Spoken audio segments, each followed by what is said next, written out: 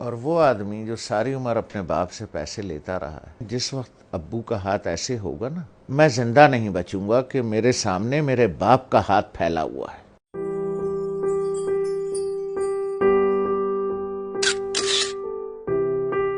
ایک دن میں بیٹھا ہوا تھا، اسلام آباد سے گیا تھا کراچی، نوکری میں تھا، تو ہم امی کے کمرے میں بیٹھے تھے، وہ اپنے سامنے بیٹھی ہوئی تھیں، تو میری ایک ہی بہن پاکستان میں ہے، اس کے تینوں بچے بھی آئے ہوئے تھے، وہ بھی آئی ہوئی تھی،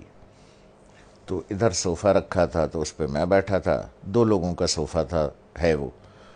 تو والد صاحب برابر میں بیٹھے تھے، تو سب لوگ باتیں کر رہے تھے، تو میں نے کچھ 2-4 پیسے نکال کر کے والد صاحب کو ویسے ہی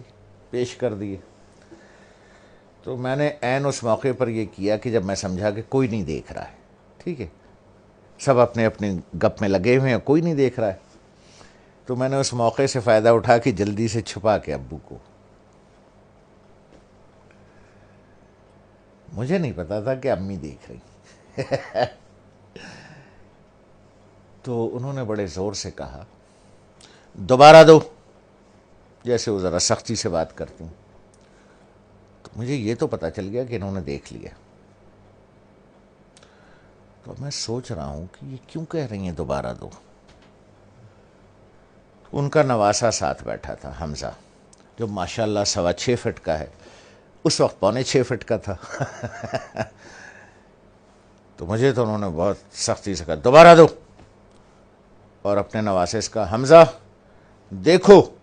ماموں نانا کو کیسے پیسے دے رہے ہیں۔ تو میں نے جیب سے جو بھی پیسے نکالے یہاں رکھ کے والد صاحب کو ایسے یوں کر کے چھپا کے پیش کر دیے، تو ابو نے اٹھا لیے،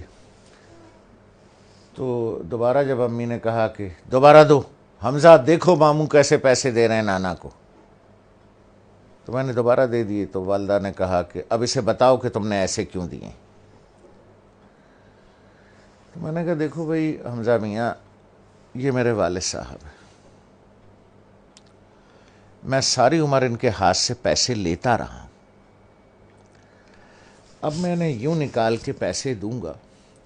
تو میرے والد صاحب کا ہاتھ یوں ہوگا،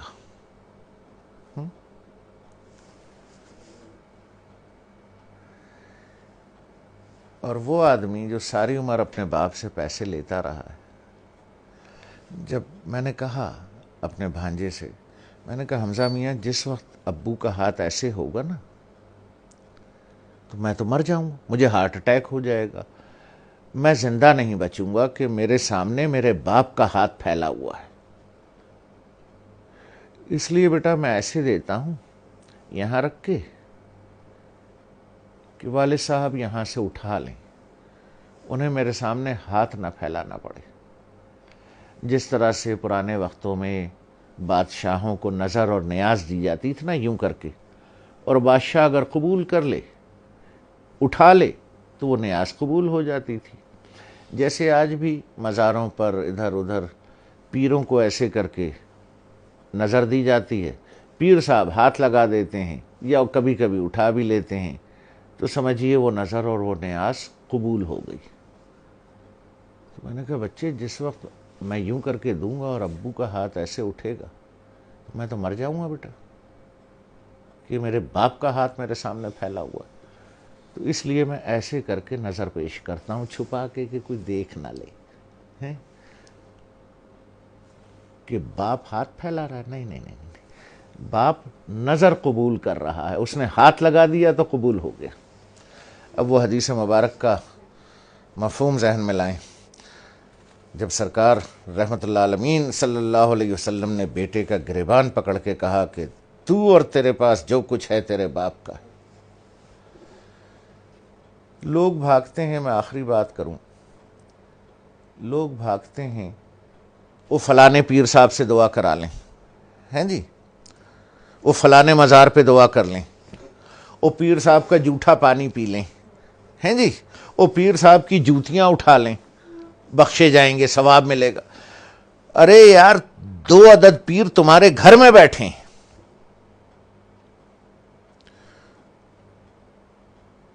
ایک عورت ایک مرد، دو پیر تمہارے گھر میں بیٹھے ہیں یار، جا کے ان کی جوتیاں سیدھی کر، ان کا جھوٹا پانی پی، ان کے پیر دبا، پیر صاحب کے بجائے باپ کو نظر اور نیاز پیش کر، جا کے ابا کے جوتے پالش کر، ماں کی چپلیں سیدھی کر کے رکھ۔ دو پیر گھر میں بیٹھے ہیں، ان کو چھوڑ کے اللہ کو ڈھونڈنے کہیں اور جاتے ہو، شرم نہیں آتی؟